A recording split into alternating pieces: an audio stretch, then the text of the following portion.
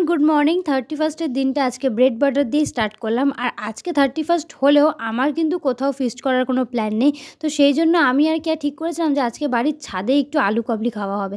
তো সেই জন্য 4টের সময় আমরা খাওয়া দাওয়া কমপ্লিট করে 4 বোন মিলে ছাদে চলে যাই। আর এখানে দেখেছি ওরা নাচ করছে।